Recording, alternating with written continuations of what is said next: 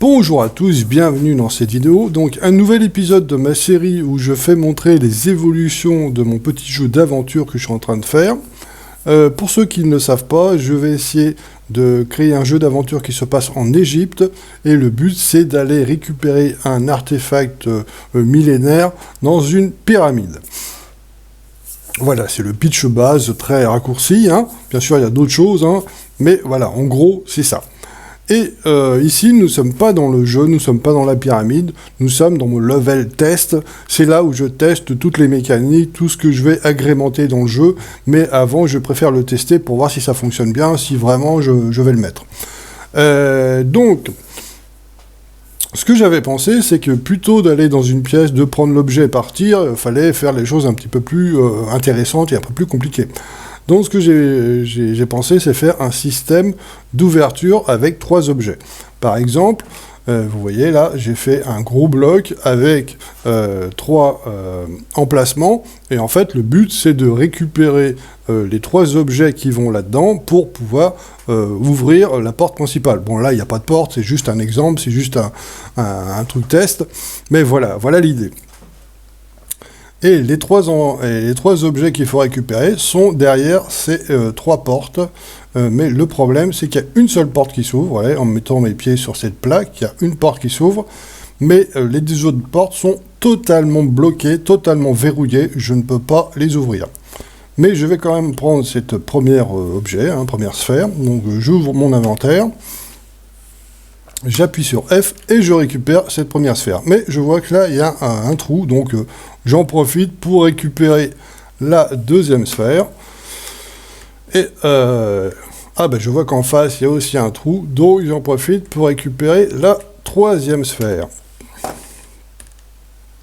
Voilà, donc voilà l'idée de base. Ensuite, je vais là et je mets les objets dans l'emplacement pour ouvrir la porte. Voilà, c'est la mécanique que j'ai pensée, et je trouve que ça fonctionne assez bien. Je pense que je vais la mettre dans la pyramide. Ce sera pas forcément ces objets-là, pas forcément des sphères, mais peut-être autre chose. Mais voilà, l'idée est là.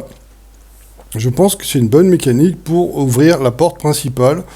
Donc là, j'ai mis tous ces objets très proches l'un de l'autre pour le test, mais bien sûr, dans la pyramide, ils sont très éloignés. Il y aura des pièges avant d'aller les récupérer, ces objets, certainement des labyrinthes. Enfin, vous voyez, je vais compliquer les choses, vous n'allez pas pouvoir récupérer ces 3 objets aussi facilement. Mais là, c'était pour le test et pour faire montrer que voilà mon idée. Donc là, en l'occurrence, ces objets, vous voyez, j'ai fait une petite description. C'est des sphères que j'ai appelées l'œil de Dagot.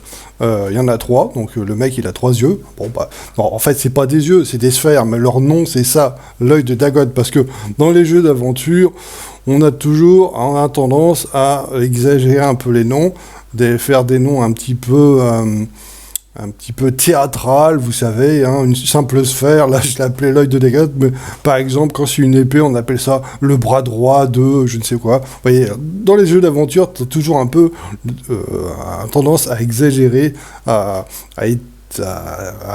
exagérer les noms pour faire un petit côté, un petit côté aventure, donc c'est ce que j'ai fait. Donc la description, c'est marqué « Clé en forme de sphère permettant d'ouvrir une porte ». Ouais, voilà. Petite description simple. Voilà.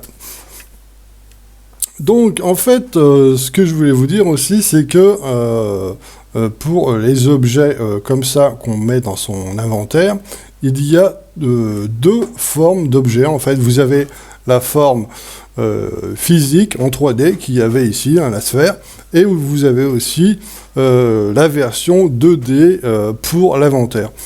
Donc, il faut faire ces 2 versions-là. Et quand j'appuie ça, vous avez vu que quand j'appuyais sur F, vous voyez, il y a cette espèce de grillage là. En fait, ce grillage permet de sélectionner l'objet pour que l'ordinateur sache, qu'il sache qu'est-ce qu'il faut afficher dans l'inventaire. Quand je fais ça, là, il n'y a pas d'objet, donc il ne se passe rien, mais s'il y a un objet, L'ordinateur va chercher est-ce qu'il a une version papier, une version pour l'inventaire. S'il en a une, il la met. S'il n'y en a pas, il met rien.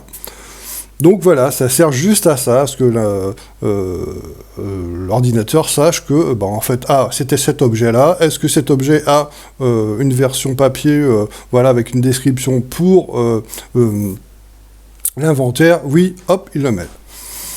Voilà. Bon, voilà, c'était en gros ce que je voulais vous faire montrer. Hein. Voilà, je vous remercie d'avoir regardé cette petite vidéo. Je vous donne donc rendez-vous pour la suite de cette aventure de création de RPG qui se passe en Égypte. Allez, salut, à la prochaine!